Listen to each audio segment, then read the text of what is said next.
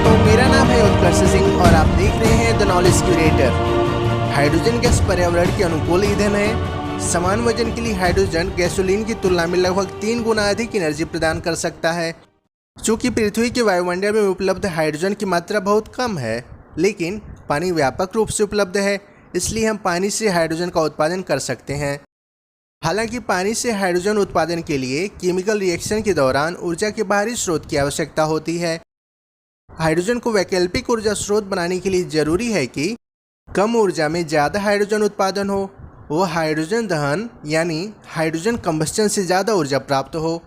हमारे देश भारत के आईआईटी बॉम्बे के 3 शोधकर्ता जयिता शाह, राणा डेब्बाल और चंद्रमौली सुब्रमण्यम ने चुंबकित उत्प्रेरक मैग्नेटाइज्ड कैटलिस्ट के द्वारा कम कीमत में ज़्यादा गति से हाइड्रोजन उत्पादन करने की तकनीक का प्रदर्शन किया है।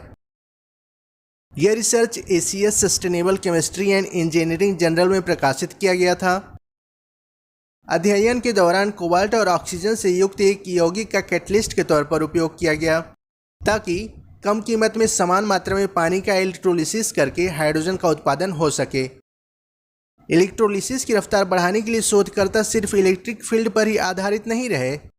शोधकर्ताओं ने प्रदर्शित किया कि यदि सेटअप के पास एक छोटा फ्रिज मैग्नेट रख दें तो रिएक्शन गति लगभग 3 गुना बढ़ जाती है।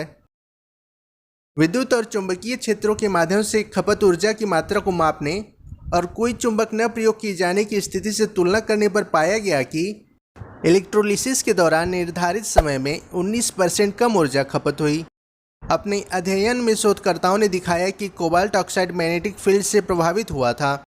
बाहरी मैग्नेट को हटाने के बावजूद भी रिएक्शन मैग्नेटिक फील्ड की अनुपस्थिति की तुलना में 3 गुना तेज था। ऐसा इसलिए हुआ क्योंकि जो नया कैटलिस्ट प्रयोग किया गया था उसने मैग्नेटाइजेशन को देर तक बनाए रखा। इस प्रकार एक बार मैग्नेटिक फील्ड का एक्सपोजर करके 45 मिनट तक तीव्र गति से हाइड्रोजन का उत्पादन किया जा सकता है। बाहरी मैग्नेट प्रयोग करने के लिए इलेक्ट्रोलाइजर्स के सेटअप में कोई बदलाव करने की भी आवश्यकता नहीं है।